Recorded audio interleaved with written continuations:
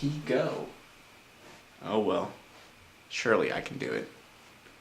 Hey, Mike here, and uh-oh. Mikey, what the hell are you doing? I do the intros, and you wear the glasses. We had a deal. Why can't I do it? Because you're not wearing any pants. Well, they don't know that. Well, now they do. Go put some clothes on. Fine. Sorry about that. You know what they say, if you want something done right, you gotta do it yourself. Anyways, Mike here, and welcome to GEOvloger. The show where me and myself... I thought I told you to put on some pants. You didn't give me enough time. Well, hurry up. My deepest apologies. Are you done yet? Yes! The show where me and myself take you on a geocaching adventure. Let's go.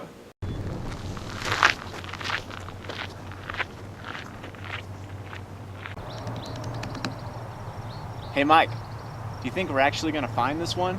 I sure hope so. If we don't, this episode's gonna suck. Tell you what, if you help me find this one, I'll buy you some Chinese food. Let's do this! Hey guys, well I'm here on location about 0.2 miles away from the cache, so this one ought to be quicker than the last one. Well, I guess I better fill you guys in, so I guess it's time for the breakdown. This cache's name is My Aching Back. It has a 2-star difficulty on 1.5-star terrain, and the size is not chosen. Interesting. So for some reason they don't want us to know how big it is. Great detective skills there, Sherlock. Well, while my other half ponders over that one, why don't I explain to you guys a little bit more about geocaching. So there's really 4 types of caches that I'm interested in as far as the show is concerned. And the first one is the traditional cache. The first episode was an example of that, and it's probably the most basic and most common cache that there is. In a nutshell, a traditional cache is a cache where it's basically just one coordinate that takes you directly to where the hiding spot is. The next type is the multi-cache. The multi is a bit more complicated, but that's most of the fun, right? It basically involves a chain of caches where you're giving the coordinates to the first one, and at each cache, typically you get the coordinates or a hint to find the next cache, and eventually it leads you to the final one. And the third cache is probably my favorite, the mystery cache. This cache is really fun because it always almost involves the coordinates to a location, but then you have to use some sort of clue or riddle in order to figure out where the actual final location is. The mystery cache type is really up to the imagination of the person making it.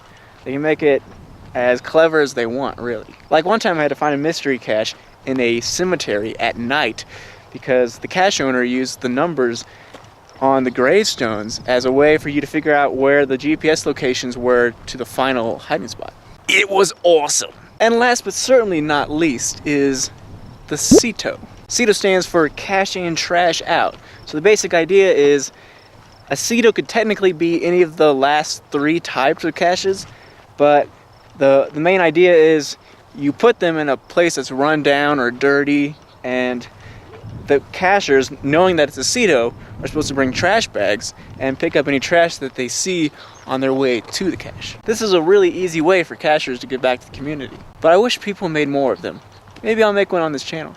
Ooh, let's do the viewer of the day. Most Sparks writes, LOL, oh nice job, but Shades Mike is way million times cooler than not Shades Mike, FYI LOL. What the hell? Ha ha ha ha. Shut your freaking mouth. Hey internet, I picked you some flowers. You're such a freaking sucker. You're just mad because the internet loves me more. Mike, while you were running your mouth, it looks like we passed it. You're freaking kidding. Let me see that thing. Look for yourself. Thanks. We did. That's unfortunate.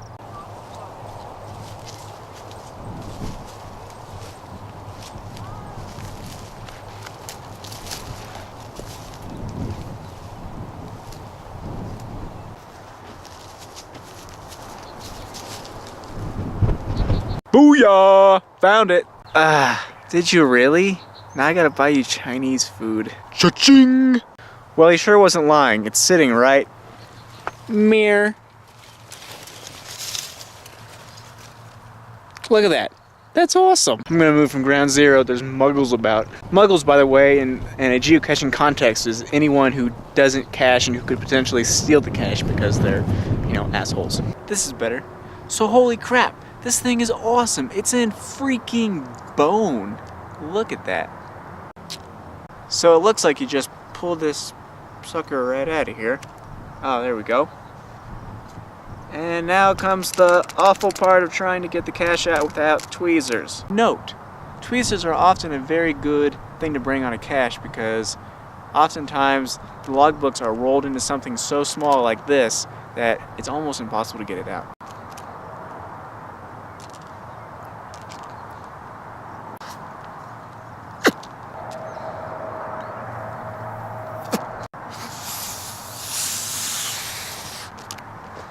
Oh, fuck.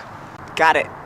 So it looks like somebody put some teeny tiny dice in there.